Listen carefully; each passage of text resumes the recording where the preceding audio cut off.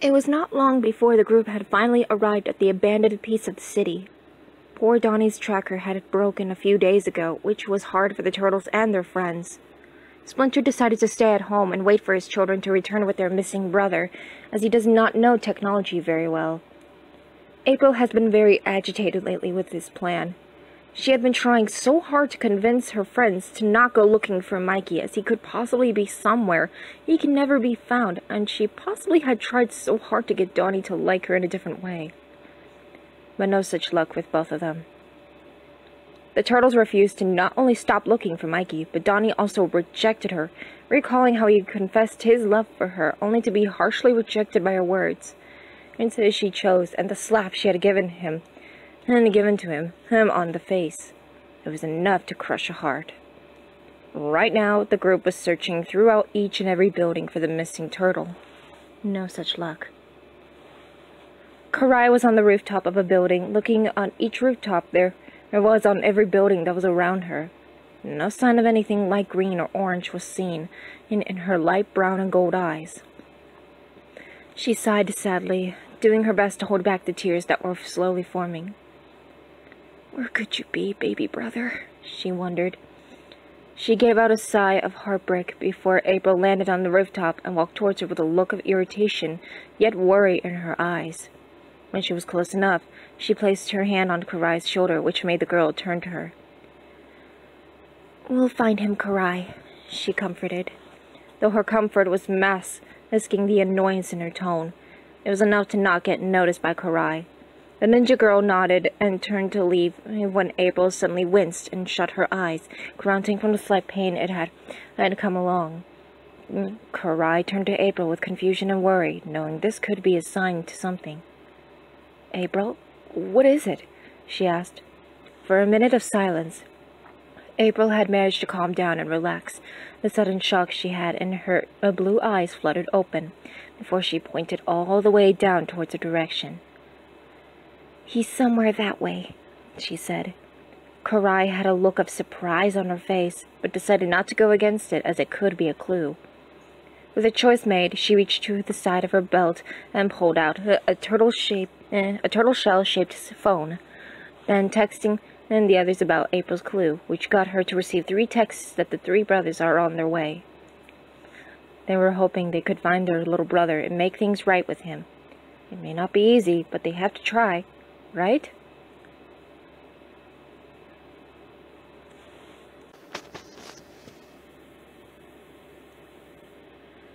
For a good few minutes, they finally reached the building where Mikey may be.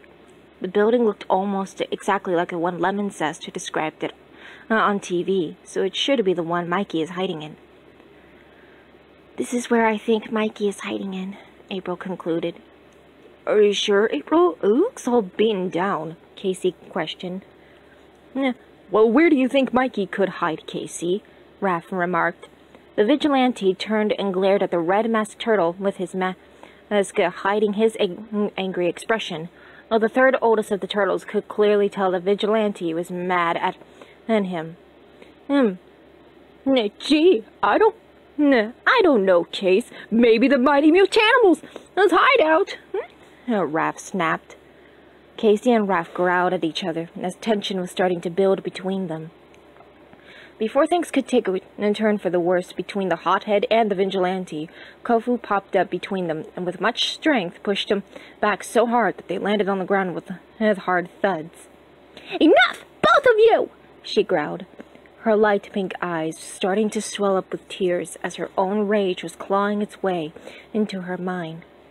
Raph and Casey looked at the youngest turtle in shock, not knowing she could get this angry and frustrated. It was scary. "There's no time to fight. We have to find Mikey and bring him home." Kofu was fighting back the urge to break down and cry, as well as choking back the upcoming sobs when she was suddenly pulled into a hug by Donnie, who was glaring at Raph and Casey with an irritated expression and an agitated tick mark beating on his head. "Nice job, hotheads," Donnie growled, while patting on Kofu's shell in hopes to calm her down. It worked a little, but it wasn't enough. Leo and Ollie watched the little scene with sighs as shame was raining down on them. For the first time, they were scared to face their baby brother, knowing the things he said about them were true. Karai knew those expressions, and the tension building around them was the answer to her question if they were ready to face Mikey. It's hard, but they have to try to convince him to come home. However, with the little scene still going on, her patience was thinning out quickly. April was the first to notice this, so with quick haste, she walked over to Raph and flicked his forehead hard before doing the same with Casey. Both Turtle and the teen fell back in pain as flicks can hurt like a nail being hammered on their heads. Ow! Okay, sorry, April, Casey muttered, rubbing his head. April sighed and shook her head before turning and walked towards the door of the building. When the group finally calmed down, minus Kofu, they looked at the door with slight determination but mostly fear. April took a deep breath and slowly reached for the doorknob, carefully grasping it into her hold and turned it. A loud click was the sound of the door unlocked, surprising the group, but they pushed that aside and stepped into the abandoned building. However, due to tonight being a new moon, the room was extremely dark, and even the turtles couldn't see. But they could sense how big the room was when April pulled out a flashlight from her backpack she brought with her and switched on the light. The light showed a flight of stairs that led to the rooftop above in an empty room.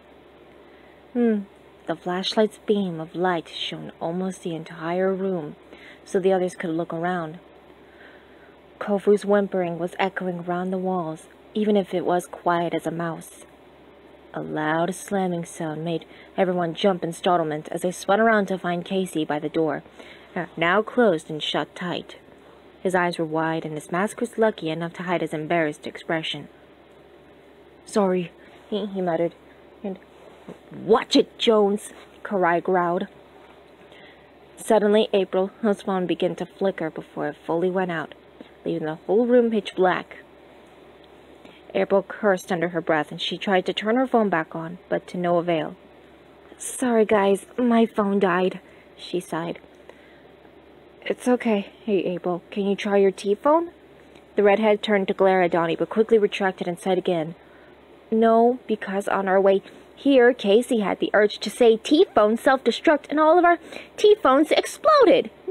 Her blue eyes switched to the vigilante with an annoyed expression, to which she got a sulking Casey in return. Okay, we need to try and blend in with these shadows, like Karai did when she was under Shredder's control. Right, Karai? Leo turned to face in what was supposed to be Karai's direction, but he heard no answer. Karai? He called out. Karai, are you there? The blue-masked turtle still didn't receive an answer. He walked towards the direction Karai once was, and reached for her. Or at least he tried, as he didn't feel anything. Not even Karai's armor. Guys, where's Karai? He turned to the others for an answer, to which he could tell the others were surprised by Karai's sudden disappearance. Don't tell me she ditched us, Raph huffed in annoyance. No, Raph. Karai would never abandon us, especially when we're searching for our little brother. Ollie objected. Oh, yeah, right. Like the time when we're in trouble when trying to escape Fishface and his stupid goons, the red-masked turtle growled. When the three brother turtles were arguing a bit, Donnie sighed with a growl before he turned to face the only female turtle. His brownish hazel-red eyes were slowly growing accustomed to the black surroundings, and just by a little bit, he could see the visible shape of this youngest turtle of the group. Kofu was looking around the room quietly, while her eyes were drying up from the crying she went through. As she walked around the room a little bit, her foot suddenly stepped on something that made a loud crunch sound like metal mixed with plastic, and it made her jump from being startled. The turtles stopped arguing and turned to the direction of their little baby sister. Kofu, are you all right? Leo asked. I'm fine, but come take a look, Kofu squeaked. The turtles and April walked over to observe what she discovered as their eyes were slowly growing used to the darkness surrounding them, her forms. They looked down, and as best they could, they made out the shapes that made their hearts drop to their stomachs. A large soda can, now squashed from Kofu's foot stepping on it, laid on the ground, and right beside it was Karai's tanto knife. Little pieces of confetti were surrounding them on the floor, much to the confusion of the group. Leo swallowed a lump in his throat, as he knew Karai never left her tanto knife behind. Slowly, he picked it up and looked at the knife. Something wet touched his fingers, but he couldn't tell what it was due to how dark it was, and his ocean blue eyes were still adjusting to the black surroundings. Before he could conclude what the wet substance is, he heard April cry out in shock. He snapped out of his trance and turned towards the door where Casey was standing, only to find the vigilante no longer there, and his mask and hockey stick were left behind. High alert was now rising, and the group was now becoming nervous around their surroundings, especially in the dark. All of them, even April, may be able to detect any presence around them, but not in pitch-black darkness like this. This was like looking inside a giant black hole. "Casey, you there, buddy?" Raph called out, but he received no reply. "Casey, cry! This is a joke from you two. This isn't funny!" Raph barked. No response. Before Raph could call out again, Leo placed his hand on his shoulder, and a red-masked turtle turned to him. "Cool it, Raph. We'll find them as soon as we find Mikey," he confirmed. His hot-headed brother growled but sighed and nodded in agreement. April watched as the brothers before, she sighed and looked around. Then her, even if she couldn't see very well. However, she failed to even sense the presence lurking through the darkness. While her blue eyes were more focused on what was around her, she never heard it or felt it coming, as it happened so fast in the blink of an eye. In a matter of seconds, April was no longer there. Raph was the first to sense April's sudden disappearance when he no longer sensed her presence. "Guys, where's April?" he asked. The turtles looked at the hothead in confusion before they realized he was right, as they could no longer sense the redheaded girl's presence. But through the darkness and to their shock, found April's dead phone on the floor, now slightly cracked. Now the turtles were very high on alert. They realized this was no longer a joke, and something was snatching them, one by one. "Guys, we need to find them and go," Ollie sternly confirmed, though in reality, he was masking away the nervousness in his tone. The turtles nodded in agreement, feeling the same scared emotion crawling its way into their minds. They did their best to feel their way through the darkness by using the walls as their guide. All of them were on high alert as someone or something was snatching up their friends and older sister. Turtles, especially Raph, didn't want to admit, but they were scared of being next. Kofu was sitting in a corner without her brothers noticing, as she was growing too scared, even if she was one of Miss Splinter's star students. She wanted to cry, but she didn't know if she had any tears left, as the separation of Mikey caused a humongous amount of crying on her. While fear was poisoning her mind, she didn't even sense or feel the presence above her. It was too late when she felt it, before she suddenly felt sleepy. The only thing she felt was a soft yet firm hold pick her up, and the last thing she heard was her brothers crying out over each other, and her too, before she passed out in the secret presence's arms.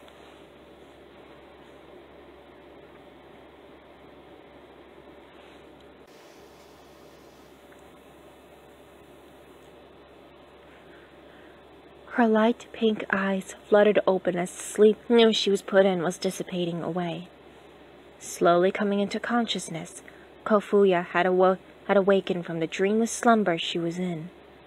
Her eyesight had cleared up quickly as soon as she opened her eyes, and she was shocked to find metal bars surrounding her, as well as a metal flat surface above and below her. She sat up quickly, which was a stupid mistake when her head came in contact with the cold, hard metal above the roof above her. "Ow!" she cried out in pain. She slammed her hand over her head to try and soothe the pain, making her wince a little. On a pain scale from 1 to 10, it was a 3. "Kofu, you're awake!" Kofu had snapped out of her pain when she heard one of her brother's voices somewhere near a wall close to her cage. He sounded okay, but she had to be sure.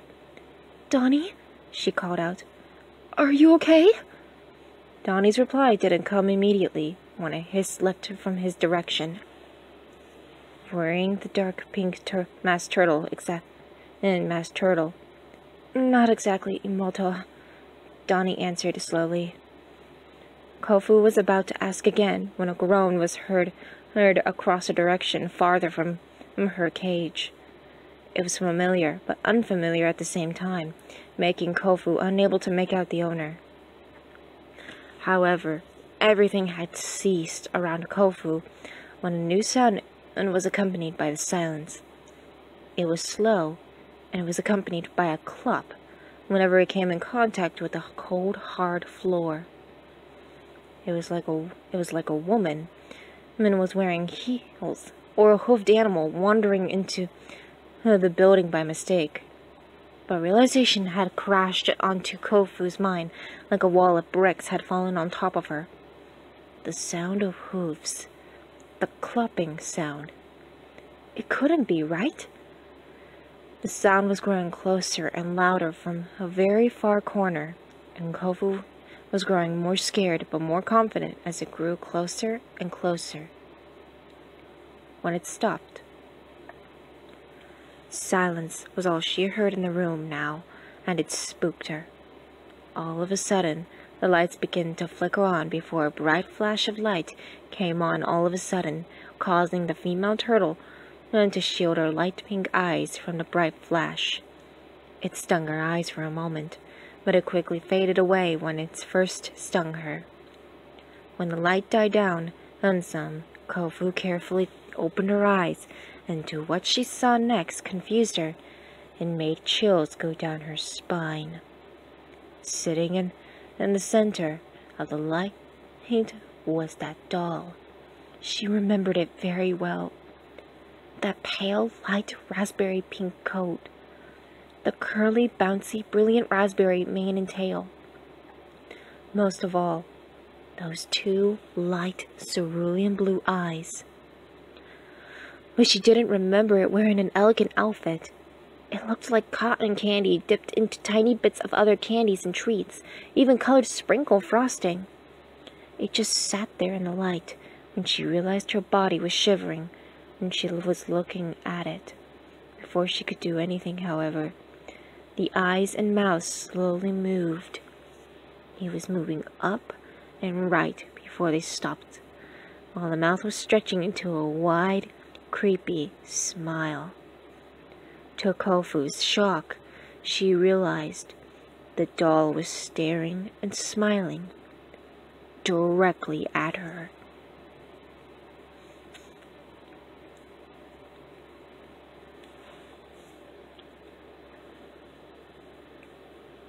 Ready to play? A high-pitched female giggle echoed through the walls before the lights exploded, causing the room to go dark again. The dark pink masked turtle couldn't scream from that, as if a giant lump was trying to block her throat. Somehow, the lights were flickering on before the entire room was covered by a bright, blinding light.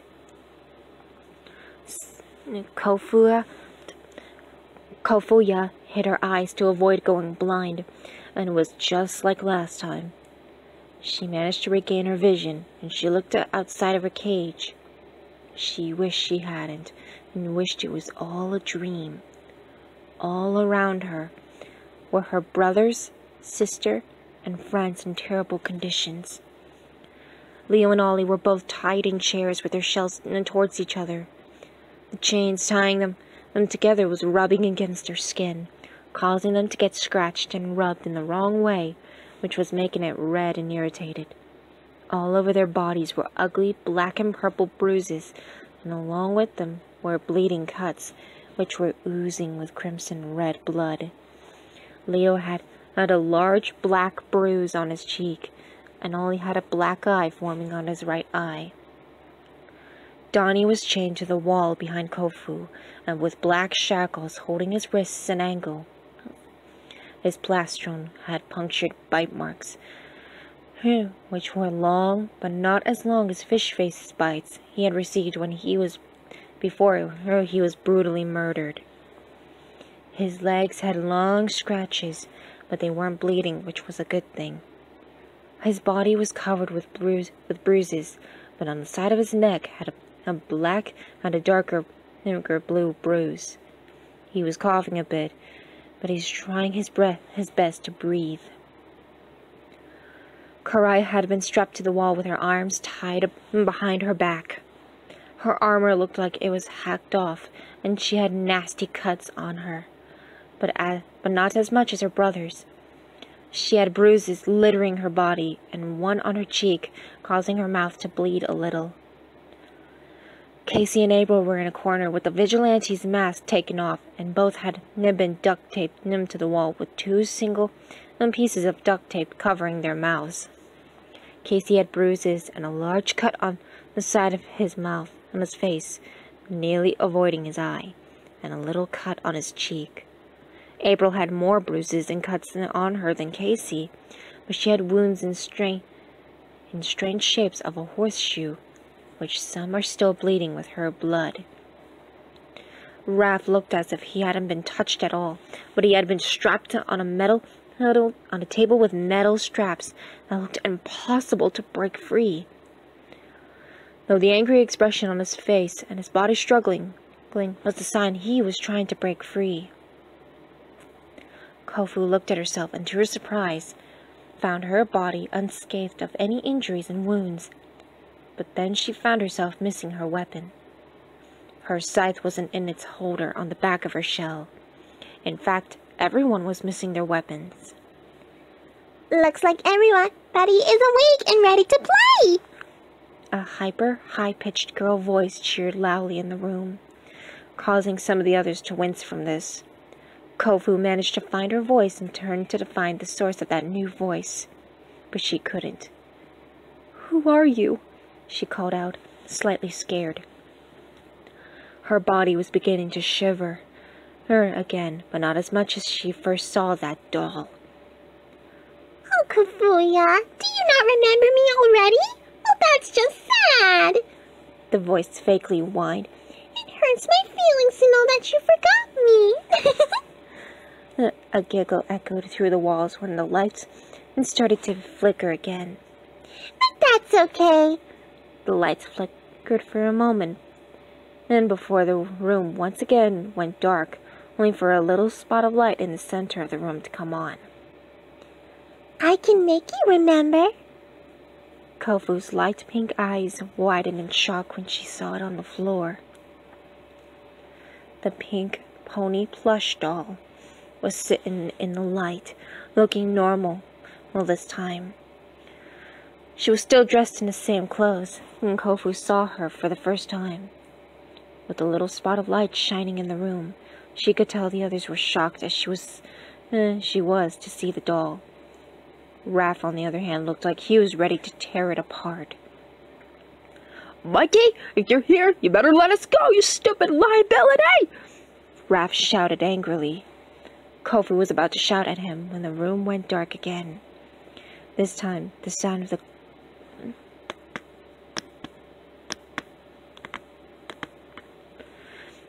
was heard loud and clear, making it clear that there was a hoofed animal in the room. He was going to Raph's direction before it stopped. The minute of silence was cut off by Raph's grunt of pain. The hoofs echoed through the room and stopped, making the light come back on to show the doll still sitting in the same position. The other's eyes widened in shock to see Raph's face, now having a horseshoe-shaped wound on his head. But it wasn't bleeding so good. Don't you ever call my savory pizza a liability, you hot-headed Brit! The new voice from before screeched with such anger that it nearly ceased Raph's struggles. The others were now getting scared of what was happening. Leo was the first to speak, despite the pain aching in his body. How is the doll even here? Raph got rid of it! And he exclaimed, bewildered. A small giggle echoed through the room before the voice cleared her throat. You're right. Brillis McPants over here did get rid of me, but I was saved by my guardian, who watches me and saves me when I'm in serious trouble. I believe you all met her since the battle. Confusion and shock overcame Leo as he heard this. How did it know all of that? Unless... Ollie was the first to overcome his shock and looked at the doll straight in its cerulean blue eyes. You're the one speaking, aren't you, Pinkie Pie? He claimed. The voice didn't reply or giggle this time, but he and all the others watched the doll as its blue cerulean eyes were not looking at the floor, but now looking right at him with a big smile on her face. Once again, the lights went out. Instead of one light, there were more lights that came back on, but the doll no longer sat there. Instead of something, someone was standing in its place. It was the doll, but she wasn't even a doll anymore. Her coat had grown dim of brightness, almost to a gray color, but darker. Her dull pink mane and tail were no longer curly and bouncy, but straight and flat and darker. She had a little black and blood-red hat topped with a hot pink bow and bright red bow on both sides. The hot pink skirt had become blood red, decorated with hot pink and red candy corns and little red and hot pink lollipops at the top, and a bright red ribbon with hot pink bows at the bottom. Her corset was striped in black and bright red, with a bright red and blood red frill underneath, and a black, spiky, blood red sprinkled frill.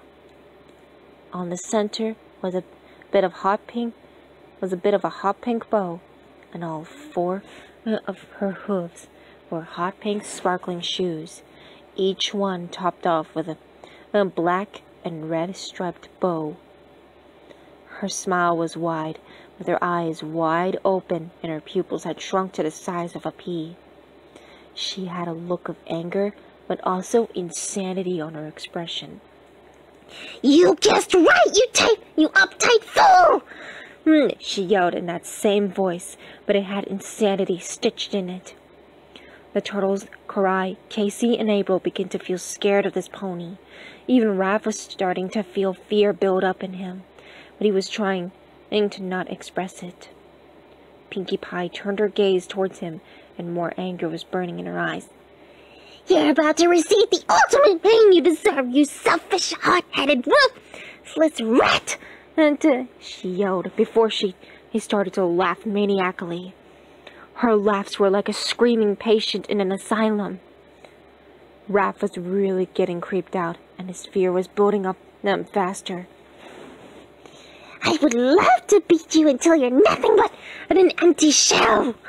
Pinkie squealed crazily, making Raph's eyes widen in horror. But the pink pony's and he's crazed fell a bit, but it was still there, just not as scary and creepy as it was before. But I won't start the fun without them. Before they could question what she meant, a sound echoed through the walls around the corner. With the building so quiet and big, it was very easy to hear the sounds of feet walking on the cold, hard concrete floor. However, it was accompanied by the sound of something scraping against the floor, like something sharp being dragged on a sharpener. Through the darkness, with the help of the lights, they could see a large shadow silhouette appearing on the walls, darkness which was getting closer and smaller. The sounds grew louder before something stepped into the room. Pinkie Pie turned to the being, and her big smile spread across her face. It wasn't big, scary, or insane, but instead it was excitement and joy. Gummy, you're here! She squealed in joy.